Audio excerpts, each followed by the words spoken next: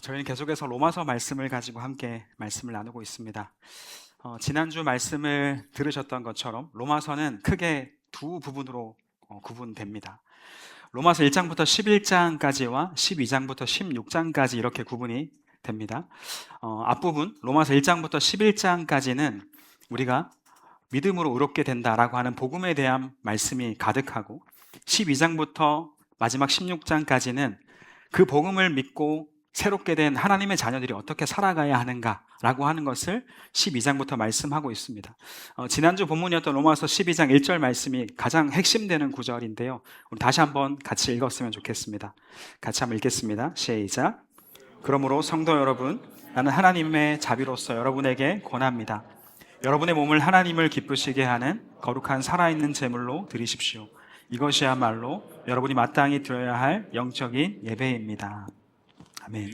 12장 1절 그러므로라고 하는 이 첫 단어가 로마서 1장부터 11장까지의 전체의 내용을 다 받는 한 단어입니다. 연결 어구입니다. 죽을 수밖에 없는 죄인이었던 우리가 복음 믿고 구원을 받았으므로 그러므로라고 시작하는 거죠. 우리의 몸을 하나님을 기쁘시게 하는 거룩한 살아있는 제물로 드리라. 이것이 우리가 하나님께 드릴 영적인 예배다라고 말씀하고 있습니다. 우리가 하나님께 드리는 예배는 일주일에 한 번 이렇게 교회에 와서 예배하는 것으로 끝나지 않습니다. 이것만이 아닙니다. 우리의 모든 삶을 하나님 앞에 살아있는 제사로 드리는 것, 이것이 우리의 예배라고 말씀하고 있는 것입니다. 복음은 우리의 삶의 변화를 말씀합니다. 여러분들은 여러분의 모든 영역의 주인이 하나님이심을 믿으십니까? 모든 삶의 주인이 하나님이심을 여러분 고백하십니까? 여러분의 일터의 주인이 하나님이심을 믿으십니까? 여러분의 최고의 보스가 직장 상사가 아니라 예수님 되신다는 것을 여러분 믿고 살고 계십니까? 주님을 섬기듯 일하고 계십니까? 우리는 이 사실을 얼마나 자주 잊어버리는지 모릅니다. 하나님 월요일에 무슨 일을 하실까라고 하는 책에서 어떤 사람이 이런 고백을 합니다. 한번 띄워주시면 제가 읽어볼게요. 이 사람의 이야기입니다. 우리는 그리스도께서 언제나 우리와 함께 한다고 배웠지. 하지만 그것이 내가 하는 일과 무슨 관계가 있는지 잘 모르겠어. 나는 일하러 갈 때 예수님을 회사 정문 앞에 세워두었다가 귀가할 때 다시 만나곤 하는 것 같거든. 아주 현실적이고 아주 진솔한 고백이죠. 솔직한 고백입니다. 그런데 이 모습이 우리의 모습 같지는 않습니까? 어쩜 우리도 주일 예배를 마치고 이 자리를 나가실 때 예수님 다음 주에 다시 올게요. See you next Sunday. 이렇게 이야기하면서 나만의 삶을 살러 일주일을 출발하는 건 아닐까요? 아니면 아침에 일어나서 큐티하고 기도하고 하루를 시작하면서도 이 사람의 이야기처럼 직장의 문을 들어가거나 일을 시작할 때 예수님을 정문에 세워두고 귀가할 때 다시 만나는 삶을 우리도 살고 있지 않을까요? 아니, 귀가할 때 만나면 다행인가요? 우리는 오해합니다. 이분법적으로 삶을 구분합니다. 영적인 부분과 세속적인 부분으로 삶을 구분하는 것이 우리의 오해입니다. 교회의 활동과 예배는 성스러운 영역이고 내가 살고 있는 나의 삶과 나의 일의 영역은 세속적인 영역으로 구분하는 것이죠. 그리고 은근히 하나님이 그 전자에 더 관심이 있다고 생각합니다. 하지만 성경은 그렇게 이야기하고 있지 않습니다. 두 개의 구절 한번 찾아 읽어볼 텐데 제가 띄워드릴게요. 먼저 골로새서 3장 23절 말씀입니다. 함께 읽겠습니다. 시작. 여러분이 하는 모든 일에 최선을 다하며 사람을 위해서가 아니라 주님을 위해 하듯이 열심히 일하십시오. 다음으로는 고린도전서 10장 31절입니다. 시작. 그러므로 여러분은 먹든지 마시든지 무엇을 하든지 모든 것을 하나님의 영광을 위해 하십시오. 아멘. 골로새서 3장에서 모든 일에 최선을 다하고 주님을 위해 하라고 말씀하고 있습니다. 모든 일입니다. 나의 삶이, 나의 일이, 나의 모든 영역이 포함되는 겁니다. 고린도전서 말씀은 먹든지 마시든지 무엇을 하든지 라고 이야기하죠. 모든 것을 하나님의 영광을 위해 하라 말씀합니다. 여러분, 먹든지 마시든지 무엇을 하든지 라고 하는 여기에 포함되지 않은 영역이 있을까요? 먹든지 마시든지 일을 하든지 먹든지 마시든지 연애를 하든지 먹든지 마시든지 봉사를 하든지 청소를 하든지 운동을 하든지 여기에 포함되지 않은 영역이 있을까요? 아니요, 없습니다. 네덜란드의 신학자였던 아브라함 카이퍼는 이런 말을 했습니다. 한번 띄워주시면 이렇게 이야기합니다. 우리의 삶 가운데 주 예수께서 손을 얹고 이건 내 것이다라고 말하지 않은 영역은 한치도 없다라고 이야기합니다. 우리의 모든 삶의 영역 가운데 예수님께서 이건 내 것이다라고 말하지 않은 영역은 하나도 없다는 겁니다. 우리의 예배의 삶뿐 아니라 그리스도의 일상이 다 주님의 영역이라는 것이죠. 일터가 주님의 영역입니다. 우리는 그 안에서 변화된 삶을 살아가야 한다라는 것을 말씀하고 있는 것입니다. 사랑하는 여러분, 우리의 모든 삶이 예수님을 따르는 삶이 될 수 있기를 축복합니다. 주일 예배뿐 아니라 우리가 매일매일 살아가는 우리의 가정, 우리의 학교, 우리의 일터, 또 다양한 만남의 자리, 그 모든 자리가 하나님이 통치하시는 영역이 될 수 있기를 주님의 이름으로 축복합니다. 이것이 성경이 말하는 그리스도인의 삶이라는 것입니다. 이것이 예배입니다. 하나님은 말씀을 통해서 예수님을 믿는 우리가 어떤 삶을 살아가야 하는지 말씀하고 계십니다. 로마서 말씀이 그 말씀이죠. 로마서 12장 1절 2절에 선언을 한 사도 바울은 9절부터, 오늘 본문입니다. 9절부터 숨 가쁠 정도로 촘촘하게 그리스도인이 어떻게 살아가야 하는가라는 것을 쭉 말씀합니다. 특별히 오늘 본문의 큰 주제는 사랑과 관계에 대한 이야기입니다. 굉장히 어려운 주제죠. 하나하나 보면 너무너무 어려운 말씀이지만 사도 바울의 이 겉면이 우리 마음속에 와서 닿고 우리가 붙잡고 도전하는 말씀이 될 수 있기를 축복합니다. 로마서 12장 9절 말씀을 같이 한번 읽어볼까요? 시작. 사랑은 거짓이 없어야 합니다. 악을 미워하고 선을 굳게 붙드십시오. 그리스도인들은 사랑을 가진 자가 되어야 한다라는 겁니다. 기독교의 핵심이자 본질이 사랑이죠. 세상 속에 예수님을 나타낼 수 있는 가장 탁월한 방법이 있다면 사랑입니다. 예수님께서도 말씀하셨습니다. 요한복음 13장 35절 말씀을 제가 읽어드리겠습니다. 너희가 서로 사랑하면 모든 사람이 너희가 내 제자인 줄 알 것이다. 서로 사랑할 때 모든 사람이 너희가 내 제자인 것을 알게 될 것이다 라고 예수님께서 말씀하셨습니다. 예수님을 믿고 따르는 우리가 반드시 가져야 되는 것은 사랑입니다. 그런데 오늘 그 사랑이 어떤 사랑이어야 하는가라는 것을 로마서 12장 9절 말씀 이렇게 이야기합니다. 사랑에 거짓이 없어야 한다라는 것입니다. 이 표현의 원어를 보면은 이 표현은 가면을 쓰고 연기하는 사랑이 아니어야 한다라는 해석입니다. 원어가 그렇습니다. 사랑하는 척 연기하는 것이 아니라 진실한 마음으로 사랑을 해야 한다. 그런 자가 되어야 한다라는 것을 말씀하고 있는 거죠. 얼마 전에 권사님과 장로님 가정이 식사에 초대해 주셔서 식당에 갔는데 고깃집이었습니다. 고기를 가져다 주시고 불판에 고기를 올려주시는 직원이 한 분 계셨는데 이분은 정말 대단했습니다. 말할 때마다 빵긋빵긋 웃는 겁니다. 상상이 되시나요? 음식을 가져다 주실 때 얼마나 밝게 웃으시는지 따라하지도 못해요. 너무 밝게 웃어서 정말 해맑은 얼굴이었습니다. 저도 해맑은데 저보다 더 해맑게.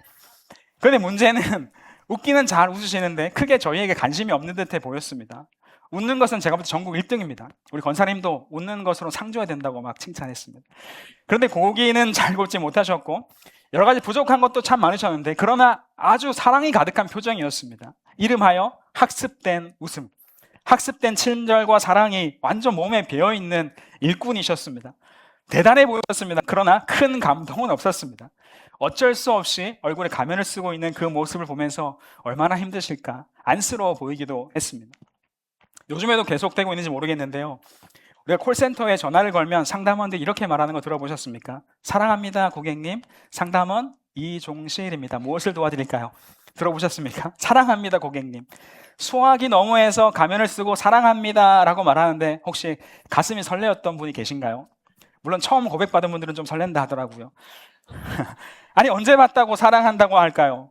사랑하는 게 아닌 것을 알고 있죠. 세상에도 가면을 쓴 사랑이 가득합니다. 사랑한다고 말하면서 이용합니다. 사랑한다고 말하면서 계산합니다.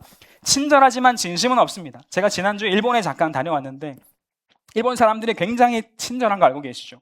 근데 사실 그 안에 진심은 없습니다. 일본의 배려와 친절은 사회적 룰이자 시스템에 가깝습니다.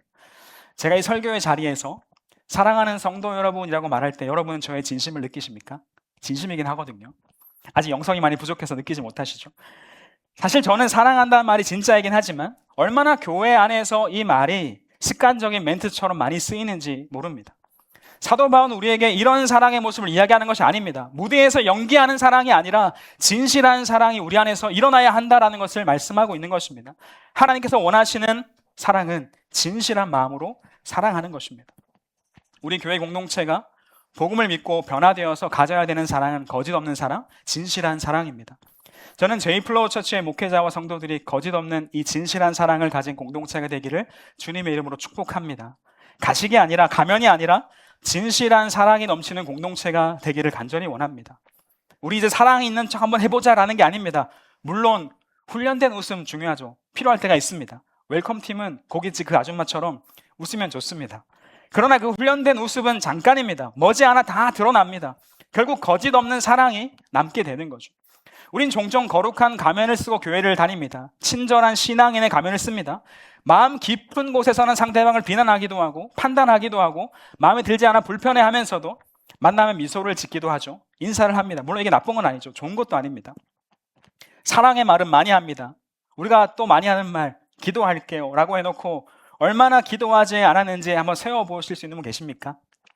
너무 많아서 다 못 세실걸요. 그냥 형식상 멘트가 되어버린 사랑의 음성들이 얼마나 많은지 모릅니다. 사랑합니다, 축복합니다 라는 말은 교회의 인사말이 되어서 입버릇처럼 내뱉곤 합니다. 그러나 정작 다른 사람의 아픔에 눈물을 흘리지도 않고 도움을 내어주지도 않습니다. 힘들어한 지체를 위해 시간을 내어주지 않습니다. 가면 쓴 사랑의 모습이 교회 안에도 가득합니다. 목회자들 중에서도 가면을 쓰고 목회하는 분들이 얼마나 많은지 모릅니다. 설교할 때 빵긋빵긋 웃으며 설교하십니다. 성도들 만날 때 환하게 웃으며 이야기하십니다. 그러나 설교단을 내려와서 어떤 사람들은 부교역자에게 입에 담지 못할 욕을 내뱉고 집에 돌아가서는 분노하고 화를 내고 아내와 자녀에게 함부로 하는 목회자가 많다는 이야기를 보기도 하고 듣기도 합니다. 사랑이라는 가면을 쓴 목회자겠죠. 물론 완벽한 사람은 없습니다. 저도 완벽하지 않습니다. 그러나 가면을 쓰고 목회하는, 사랑하는 척 살아가는 목회자가 있다는 것이 얼마나 안타까운 일인지 모릅니다. 제가 우리 제이프로 처치를 목회하면서 성도님들을 사랑한다고 하면서 성도님들을 위해서 기도하지 않고 연락하지도 않고 힘든 일이 있다고 연락이 왔는데 만나러 가지도 않고 시간을 내어주지 않는다면 사랑한다고 말할 수 있을까요? 이 설교단에서 웃으면서 사랑하는 성도 여러분 사랑합니다, 축복합니다 라고 설교하면 거짓 없는 사랑을 가진 사람이 되는 걸까요? 아닙니다. 사랑은 시간을 내어주는 겁니다. 시간을 내어주고 무릎을 꿇고 기도하고 찾아가서 만나고 식사하고 교제하고 저의 생명과 저의 시간을 사용하는 것이 사랑입니다. 저희 교회 목회자들은 부족하지만 기꺼이 성도님들을 위해 시간을 내어드릴 마음의 준비가 되어 있는 목회자들이라고 저는 확신합니다. 지금 개척 초기라 더더욱 가능합니다. 이전의 교회는 대신방이라고 해서 1년에 한 번 이렇게 쭉 성도님들 만나는 어떤 신방이 있는데 1년 동안 다녀도 만나지 못합니다. 우리는 2주만 다니면 다 만날 수 있습니다. 부족해서 가면을 쓰는 것처럼 보일 때도 있고 시간이 부족해서 원하는 대로 다 응답할 수 없을 때도 있겠지만 가면을 벗고 거짓 없는 사랑으로 하나님과 성도님들 앞에 서고 싶은 마음이 저희 교회 목회자들의 마음입니다. 제가 장담할 수 있습니다. 우리 성도님들도 요청해 주시고 사랑 응답해 주시면 감사하겠습니다. 저는 제이플로우 이 처치가, 이 교회가 사랑이 넘치는 교회가 되기를 간절히 소망합니다. 다른 것이 부흥이 아닙니다. 거짓이 없는 사랑이 가득한 것이 교회의 부흥입니다. 만약 사람이 가득한데 모두가 다 가면을 쓰고 사랑하는 척하고 있는 교회가 부흥한 교회입니까? 아니요, 불행한 교회죠. 다른 것이 성숙이 아닙니다. 거짓 없는 사랑이 가득한 교회가 바로 성숙의 표지입니다. 우리는 거짓 없는 예수님의 사랑을 받은 자들입니다. 믿으십니까? 주님은 그 사랑 우리에게 요구하십니다. 가면을 벗고 거짓 없는 진실한 사랑을 목회자와 성도들에게 요구하십니다. 이런 성도와 목회자가 되어서 정말 예수님의 사랑을 흘려보내는 공동체가 되기를 주님의 이름으로 축복합니다. 진실한 사랑이 어떤 사랑인지 사도 바울은 이어서 말씀하는데 오늘 본문 말씀에서 정말 많은 권면을 하고 있지만 우리의 사랑이 어떤 사랑이어야 하는지 세 가지를 함께 나누겠습니다. 첫 번째는 악을 미워하고 선을 붙드는 사랑입니다. 로마서 12장 9절 말씀을 한 번 더 읽어보겠습니다. 12장 9절입니다. 시작. 사랑은 거짓이 없어야 합니다. 악을 미워하고 선을 굳게 붙드십시오. 악을 미워하고 선을 굳게 붙들어야 한다라고 말씀하고 있습니다. 우리의 사랑은 선을 향해 나아가야 합니다. 왜 이 말을 하냐면 우리가 사랑할 때 선을 향해 나아가지 못할 때가 많다는 겁니다. 사랑할 때 일어나는 굉장한 유혹이 있습니다. 우리 누군가를 사랑할 때 선과 악에 대해서 우리의 관점이 자주 흐려지는 경우가 생깁니다. 선악의 판단이 달라집니다. 사랑할 때요. 여러분 김부장이라는 드라마 보셨나요?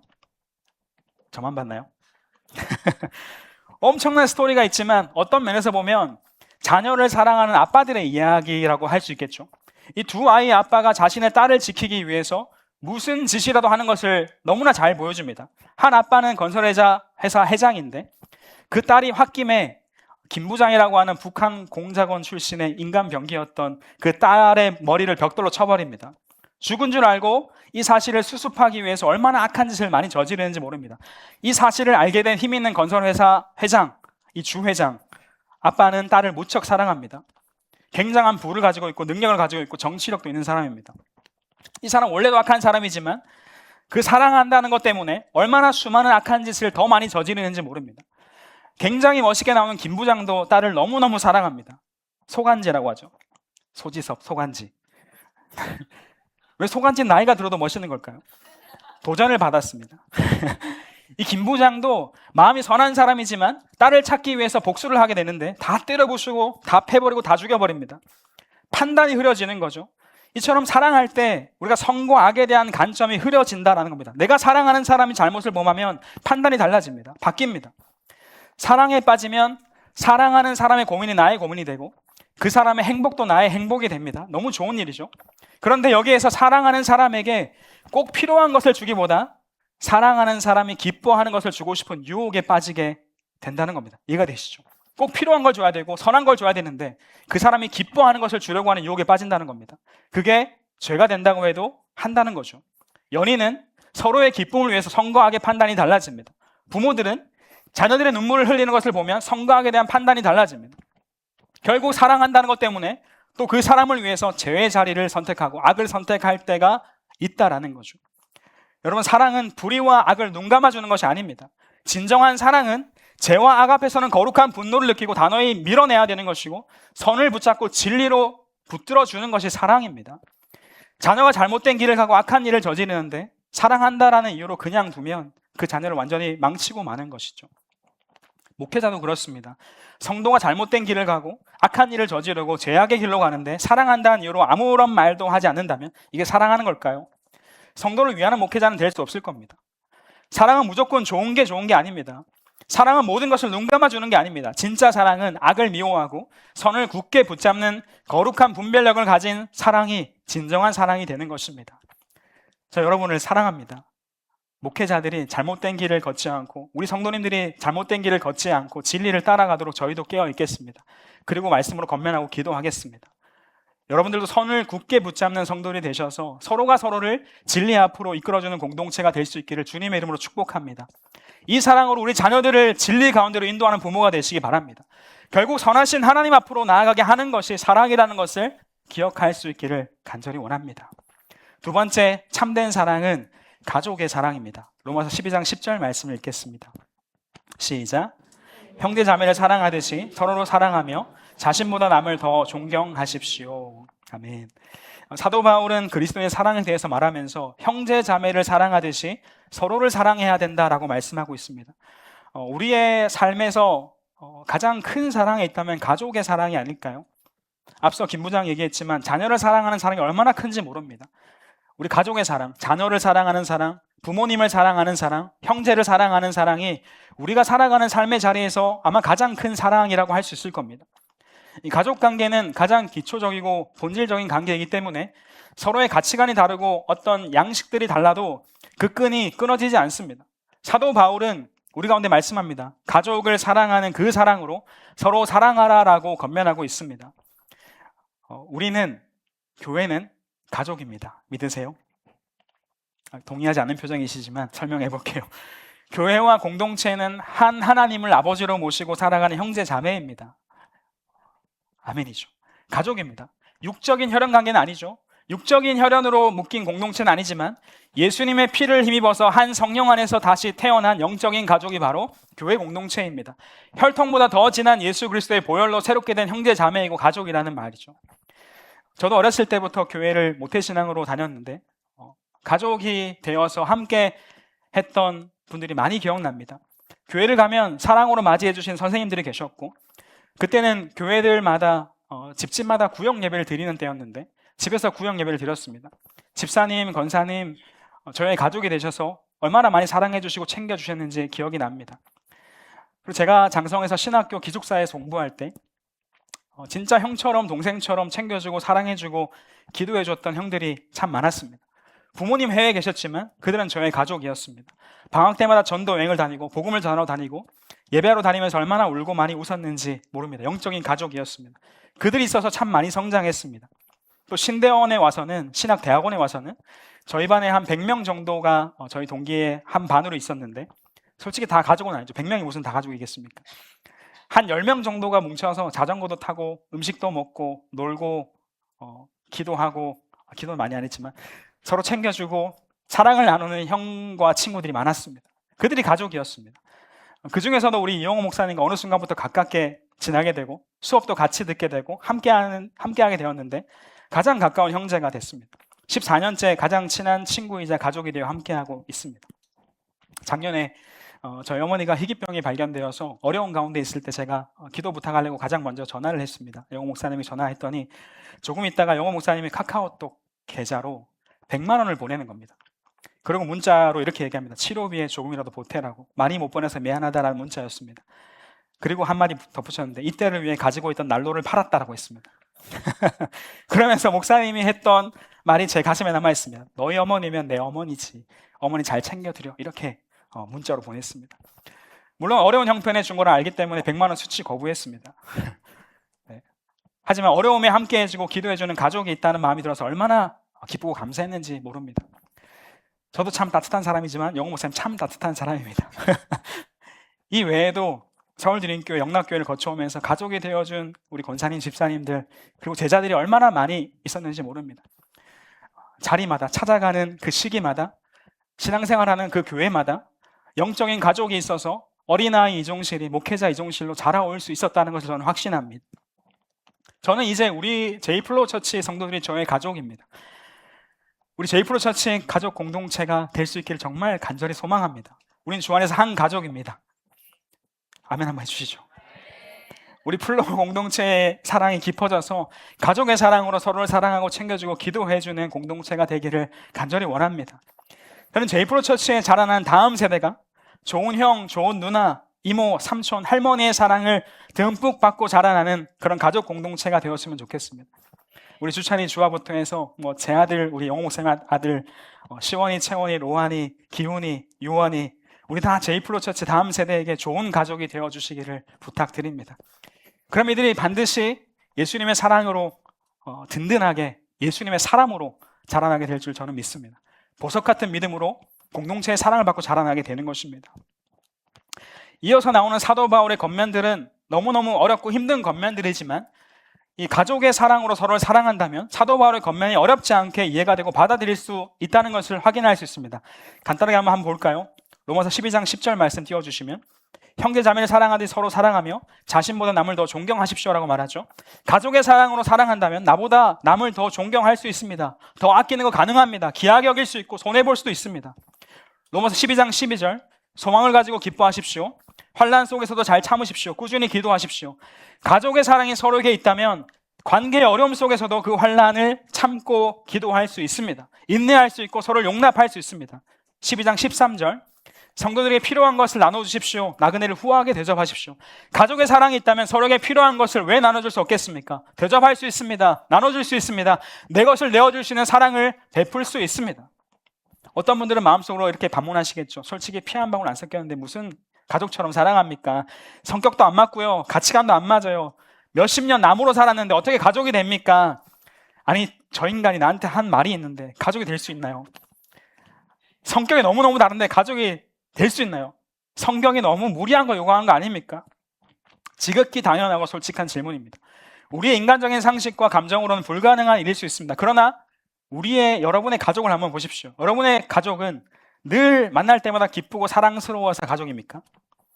자녀가 나의 속을 태울 때, 배우자가 나의 속을 썩일 때 감정적으로 섭섭하고 때로는 믿고 막 힘들 때가 왜 없겠습니까? 그럼에도 불구하고 우리가 여전히 가족인 이유가 어디에 있습니까? 감정이 좋아서가 아니라 내 가족이라는 신분과 관계 때문입니다. 가족이 기분 좋을 때만 유지되는 계약이 아니라 끊을 수 없는 생명의 끈으로 묶여있는 것이기 때문에 가족일 수 있는 거죠. 영적 가족도 마찬가지입니다. 우리 혈통으로 맺어지지 않았지만 그보다 훨씬 더 값진 예수 그리스도의 십자가 보혈로 묶인 사람들입니다. 옆에 있는 분들도 십자가에 피 흘리신 예수님의 생명을 받고 하나님 아버지가 사신 존귀한 자녀입니다. 하나님의 아들, 딸들입니다. 같은 하나님을 아바, 아버지라 부르는 우린 하나님의 자녀죠. 우리는 한 하나님을, 한 예수님을, 한 성령님을 모시고 살아가는 존재들입니다.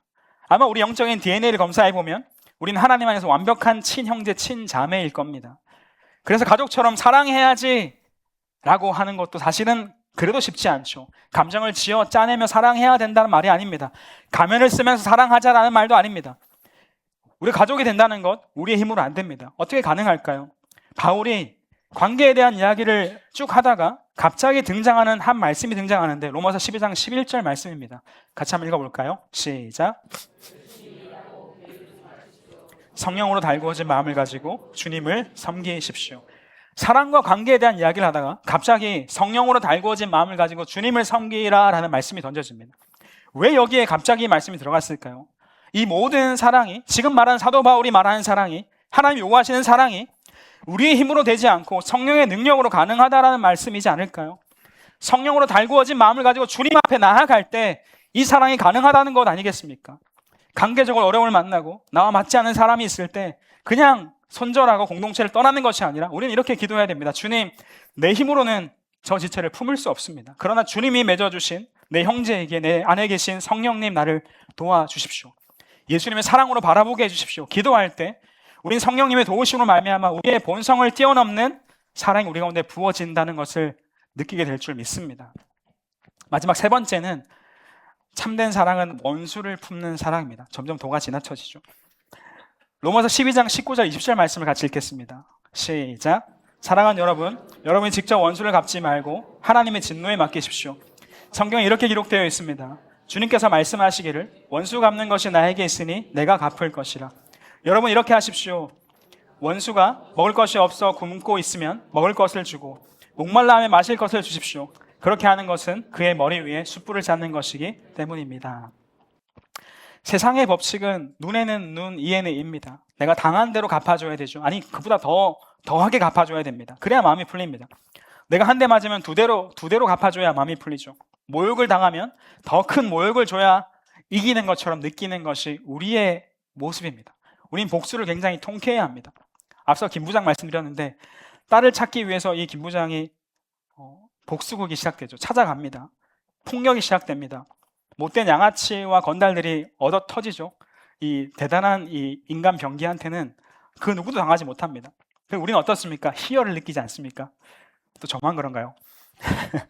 이 김 부장이 권세례자 회장을 죽도록 패버리고 죽여버리고 할 때 통쾌해하며 응원하고 있는 모습 아닙니까?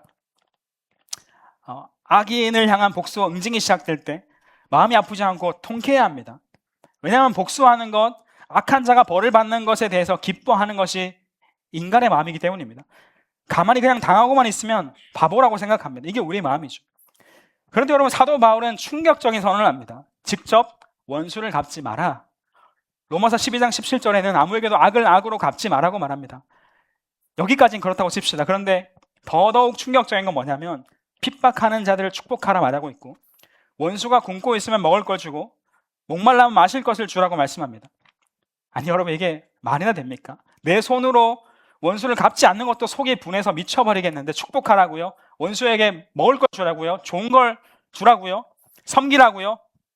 이게 무슨 말 같지도 않은 소리입니까? 이게 가당한 일입니까?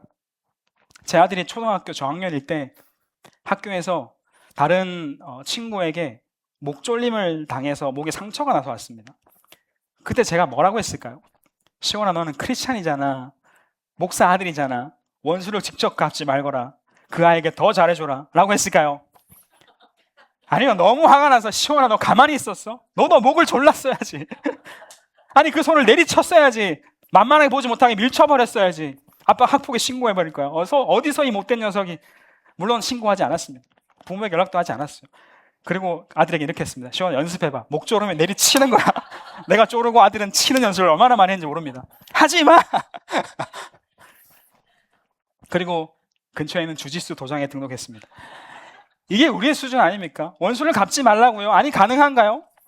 이건 아무것도 아니죠 여러분. 더 억울한 손해를 보고 억울하게 피해를 입고 심지어 너무너무 억울하게 가족을 잃은 사람도 있습니다. 나를 지독하게 못살게 구는 직장 상사가 있고 선배가 있고 내 앞길을 막아서는 사람들이 있습니다. 나를 배신하고 떠난 자가 있습니다. 나에게 수치를 준 사람이 있고 막말을 한 사람이 있습니다. 나를 힘들게 한 원수 같은 자들이 우리 주변에 얼마나 많습니까? 꼴도 보기 싫은데 그 원수에게 사랑을 베풀라고요? 물을 주라고요? 먹을 걸 주라고요? 이게 가능한가요? 나는 못합니다라고 말하는 게 당연한 이야기 아닙니까? 불가능에 가까운 일이죠. 그러면 여러분 성경이 말하는 것은 무슨 말씀입니까? 왜 이렇게 어려운 걸 우리 가운데 요구하시는 것일까요? 오히려 우리를 죽이는 일 아닙니까? 왜 우리의 손으로 원수를 갚지 말아야 하고 왜 원수에게까지도 사랑으로 대하라고 말하는 것일까요? 로마서에서 바울은 원수를 내 손으로 갚지 말고 하나님의 진노하심에 맡기라고 말씀합니다. 주님께서 말씀하시기를 원수 갚는 것은 나에게 있으니 내가 갚을 것이다 라고 말씀하셨다라는 거죠. 여러분, 하나님은 분명한 것은 하나님은 악을 심판하시고 그 죄에 대한 대가를 치르시는 분이십니다. 그래서 이 말씀이 가능합니다. 모든 것을 다 알고 계시고 다 보고 계시고 세상을 돌보시는 하나님께서 한치의 오차도 없이 공평하게 심판하실 것입니다. 그 하나님을 믿는다면 우리는 하나님의 그 진노하심에 맡길 수 있는 거죠. 여러분, 하나님이 이 죄와 악을 얼마나 심각하게 여기시는지 보여주지 않습니까? 그게 십자가입니다. 악을 그냥 넘어갈 수 없어서, 죄악을 그냥 넘어갈 수 없어서 자신의 아들을 내어주고 그 죄와 악을 심판하신 분이 하나님이시지 않습니까? 하나님께서 악을 반드시 심판하실 것입니다. 하나님께서 우리 가운데 있는 악한 자를 심판하십니다. 북한의 악한 정권을 끝내 심판하실 것입니다. 악한 자를 심판하십니다. 성경 속에서 가득한 이야기입니다. 성경 속에서 악한 자들이 죄를 저지르고 반인류적인 일을 행할 때 하나님 가만히 계시지 않았습니다. 북이스라엘 왕이었던 아합 왕이 이세벨과 함께 나봇이라는 사람을 돌로 쳐 죽이고 땅을 강탈합니다. 이후에 아합이 어떻게 죽는지 아십니까? 이름 모를 병사의 화살에 맞아 그냥 개 죽음을 당합니다. 이세벨은 궁전 밖으로 던져져서 비참하게 밟혀 죽습니다. 에스더서에서 악인이었던 하만은 유대인을 다 학살하려고 했고 모르드게를 죽이려고 했습니다. 나쁜 인간입니다. 그런데 그 하만이 모르드게를 달아 죽이려고 했던 장대에 자신이 매달려 죽게 하십니다. 다윗은 자신을 죽이려 했던 사울왕 때문에 너무너무 힘들었습니다. 정말 죽은 개처럼 나를 힘들게 하십니까? 라고 다윗이 이야기합니다. 자기 손으로 원수 같은 그 왕을 죽일 수 있는 기회가 2번이나 찾아왔지만 자기 손에 피를 묻히지 않았습니다. 결국 사울은 길보아 전투에서 비참하게 죽음을 맞이합니다. 악은 하나님이 심판하십니다. 원수는 하나님께서 갚으십니다. 원수 갚는 것이 나에게 있다, 내가 갚을 것이다 라고 하나님 말씀하고 계시죠.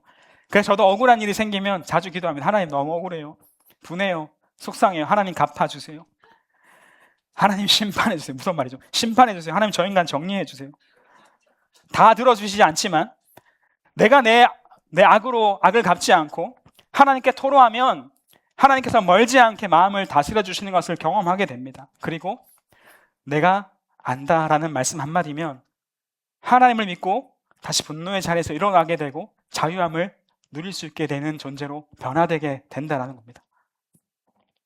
하나님께서 우리 가운데 악으로 갚지 말라 말씀하신 이유는 악을 악으로 갚으면 결국에는 악이 승리한 것이기 때문입니다. 악을 악으로 갚으면 악이 승리한 겁니다. 당장 복수에 내가 성공한 것처럼 보여도 악으로 행하는 복수는 실상 악의 논리에 굴복당한 것입니다. 이를 악순환이라고 하죠. 악을 악으로 갚으면 악을 행한 것이고 악이 이긴 겁니다. 계속해서 피비린내 나는 악순환이 되고 맙니다. 악을 끊을 수 있는 유일한 길은 선이기 때문입니다. 악을 악으로 갚지 말고 선으로 갚을 때 악은 패배합니다. 사탄의 전략은 무너집니다. 예수님은 악을 악으로 끊어내지 않으셨습니다. 악을 악으로 갚지 않으셨습니다. 자신을 향해 조롱했죠. 침뱉고 못 받는 자들을 향해서 아버지 저들을 용서해 주십시오, 자기들이 하는 일을 알지 못합니다 라고 예수님 기도하십니다.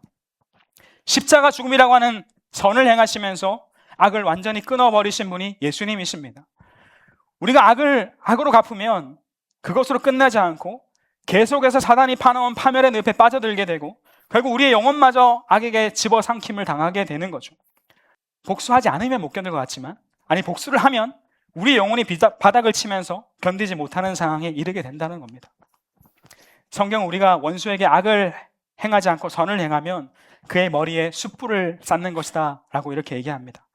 숯불을 쌓는 것이다 라는 것에 다양한 해석이 있지만 전통적인 해석은 뭐냐면 숯불을 쌓아서 부끄럽게 만들고 회개하게 한다, 이런 뜻입니다.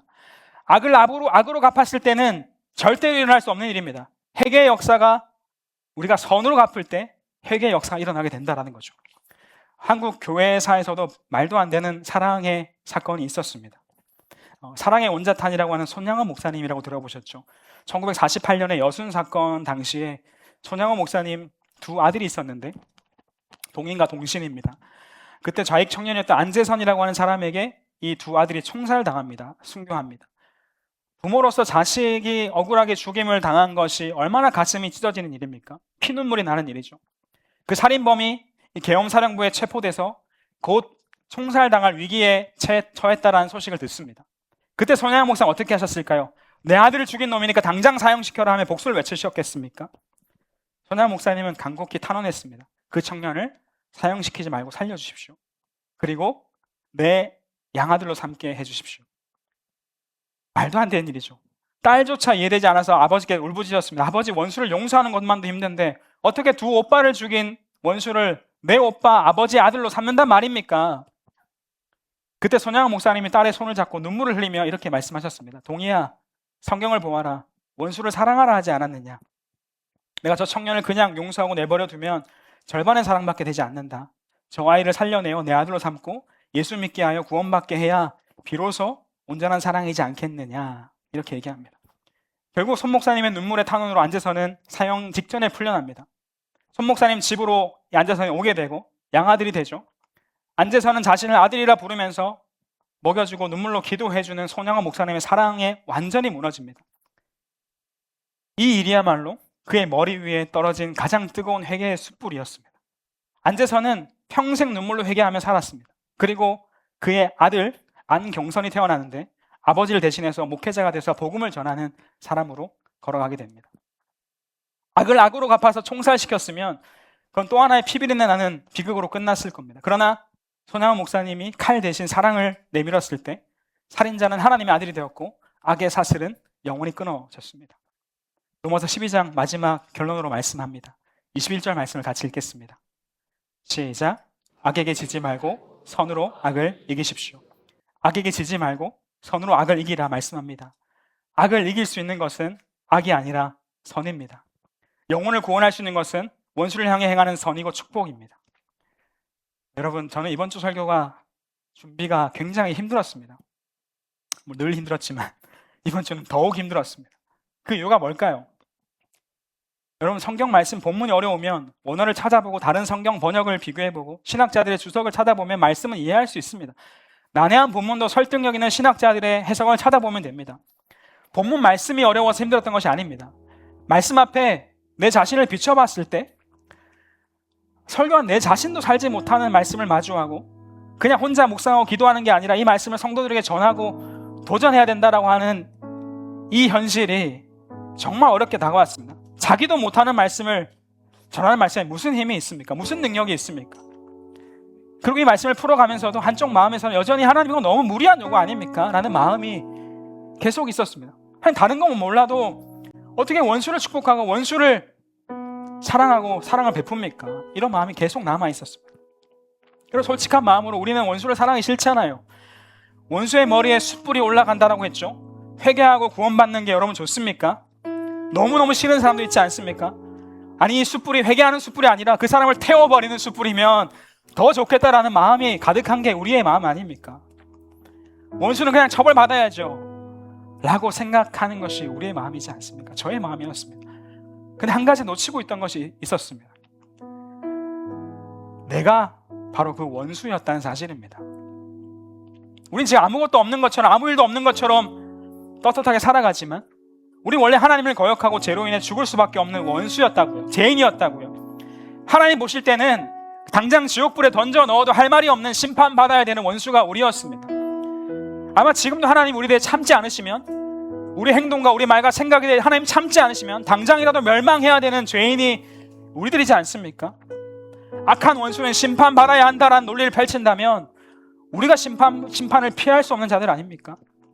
그런데 하나님 우리에게 어떻게 하십니까? 하나님 우리를 멸망에 이르게 하는 것이 아니라 독생자 예수님을 내어주시는 가장 큰 선을 베풀어 주셨고 우리의 머리 위에 숯불을 얹으셨습니다. 나를 죽음과 사망에서 건져내어 주셨습니다. 내가 가는 십자가의 은혜가 얼마나 말도 안 되는 은혜인지 기억한다면, 예수님의 사랑을 기억한다면 이게 너무너무 불가능한 일이지만 도전해보고 시도해볼 수 있지 않을까요? 성도 여러분, 사랑은 끊임없이 우리에게 속삭입니다. 너는 너 자신으로 살아라. 네가 가장 소중하다. 네 감정이 소중하고 네 자존심이 우선이야. 손해보지 마. 이익이 되면 관계를 유지하고 조금이라도 나에게 피해를 주면 가차없이 손절해라. 네가 희생해야 된다면 그건 건강한 관계가 아니야. 너 자신을 챙겨라. 너 자신을 살아라. 네가 중요해. 손해보지 마. 억울한 일 당하지 마. 끊어내. 이것이 약하고 이기적인 세대의 법칙입니다. 마음 챙기의 법칙이라고 하더라고요. 그럼 오늘 성경은 우리에게 전혀 다른 길을 제시합니다. 그리스도인은 사랑해야 된다고 말씀합니다. 그 사랑은 거짓이 없는 진실한 사랑이어야 되고, 가족을 사랑하는 사랑이어야 되고, 원수를 사랑하는 사랑이어야 한다라고 성경 말씀하고 있습니다. 여러분, 나의 힘으로, 나의 감정으로, 나의 능력으로 안 되는 사랑을 말씀하고 있습니다. 그러나 나를 위해 십자가를 지시고 원수 같은 나를 구원하신 예수님으로 살아갈 때 이것이 가능한 줄 저는 믿습니다. 잘 되지 않는다는 걸 알고 있습니다. 실패할 때 많다는 것도 압니다. 그러나 복음을 받은 우리가, 구원받은 우리가 살아가야 할 방향은 놓치지 마시기 바랍니다. 살아가다 보면 오답을 체크할 수 있겠죠. 잘못된 길로 원수를 용서하지 못할 때도 있겠죠. 미워할 때도 있겠죠. 하지만 정답은 알자고요. 계속 수정해 나가자고요. 제로인의 원수되었던 나를 용서해 주시고 선을 베풀어 주신 예수님을 기억하며 악에게 지지 말고 선으로 악을 이기는 삶에 도전해 볼 수 있기를 축복합니다. 결단하고 또 결단하고 주님 앞에 서시는 저와 여러분 될 수 있기를 간절히 소망합니다. 주님, 저도 주님 닮아 사랑하는 사람 되기 원합니다. 나는 예수로 살기로 결단합니다. 선한 능력을 부어 주십시오. 기도하며 이 어려운 시대를 살아갈 수 있는 우리 모두가 될 수 있기를 주님의 이름으로 축복합니다. 같이 찬양하고 같이 기도할게요.